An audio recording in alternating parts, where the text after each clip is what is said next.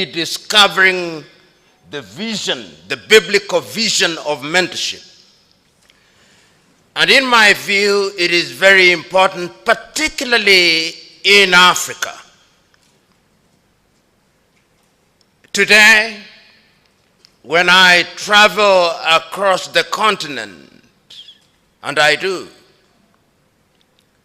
in many countries, I am amazed by the number of buildings whose owners claim are churches. In a distance of 1 kilometer, you will see different denominations. The Bible is now the greatest instrument in creating false industries in the continent of Africa. And that is not to be celebrated. It is to be frowned upon. And we who claim to be Christians, and I normally use this very deliberately, we claim to be Christians. As to whether we are is another debate. We'll only discover that a little later when we are in heaven. And therefore, when we talk about rediscovering, we are saying that it was once discovered. But let us situate the Bible in its proper place. Christianity as we know it today in the continent of Africa was midwifed to us in the continent through Europe, through the missionaries. When they came, they were reading the very same Bible that we are reading today. When they sat in Berlin and were dividing the continent of Africa, they were reading the same Bible that we are reading today. The same Bible in which, in Paul's letter to the Galatians at chapter 3:28, he says, there are no Jews, no Gentiles, no slave, no free, no woman, no man. They read that verse. It was not interpolated later after they came. They read it.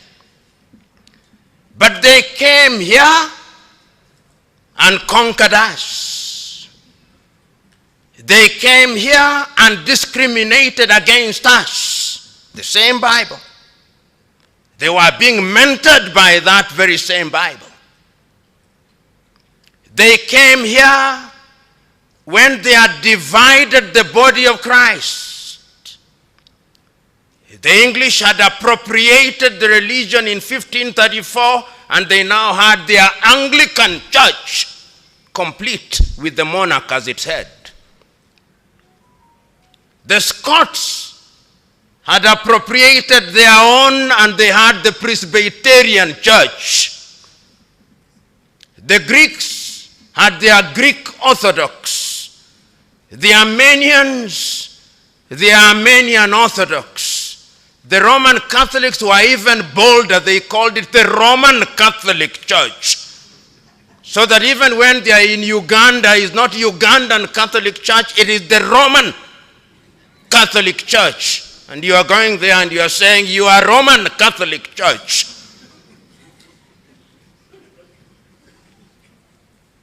In apartheid South Africa, they are the Dutch Reformed Church, which became the foundation stone upon which apartheid was articulated in 1948 by Hendrik Verwoerd and his cohorts. So the Bible has been misused. Don't be cheated. Let's not be nice to each other because we are Christians. The Bible has been misused. It has been used to support slavery. It has been used to support colonization.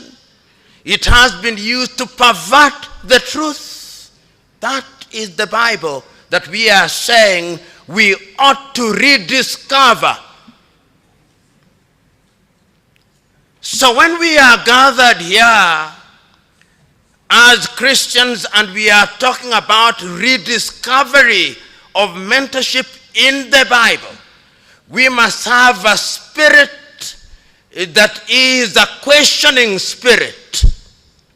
When His Grace was preaching to us, he said, we must always be nice before we are good. Not always. And I've always talked about two approaches to be found in the Bible. One is of John the Baptist and Herodias. It's a dangerous path where you go out into the public and condemn evil. The only thing that you must know is that when you follow that path, Salome will ask for your head. But there are circumstances when it is necessary. Then there are circumstances when it is necessary to follow the path that His Grace has suggested. Read the conversation between Nathan and David and what he did to the wife of Prophet Uriah. He comes and tells him, in this place there was a person who had a lamb. Circumstances define which method you use. And in a forum such as this, we now live in a world where as Christians we are also very pretentious. We don't speak the truth as it ought to be spoken. And when I read the Bible sometimes as a Christian, I ask myself, what kind of Christian would I be? I often ask myself, if I lived in the days of Jesus, which of these disciples would I be? Because let us ask ourselves, when were we first called Christians? In fact, if you read the Bible and the history of Christianity and how we were first called Christians in Antioch, it was not a badge of honor to be called a Christian. It was not a badge of honor. It was a statement that these individuals who follow somebody whom we do not respect, whose ideas we do not respect, then we embraced it. But do we question that as Christians when we are reading the Bible? Do we read the Bible?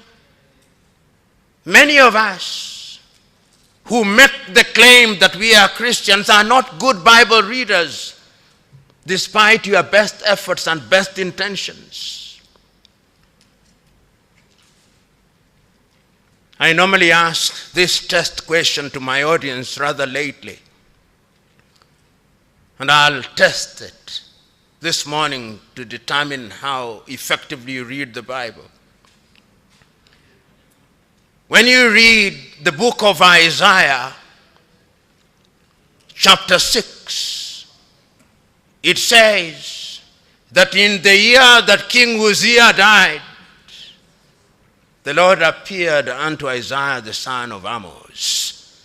Then I ask Christians, and who is King Uzziah? They do not know. They have never read about him in the Chronicles because they are satisfied with what they are preached to and about. Christians don't read the Bible.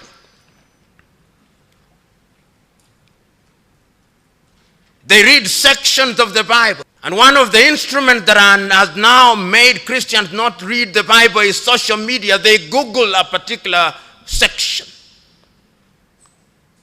Your Grace, you'll see if you are from the pulpit occasionally, most of your congregation are not looking at you when you are preaching the word. They are under the table. Many times you read the word and they are looking for it as if it never existed. That is the kind of Christians that we have today, claiming to be Christians. And if they claim to be Christians and you want them to rediscover mentorship from the Bible, how can they be mentored by something whose contents they do not know?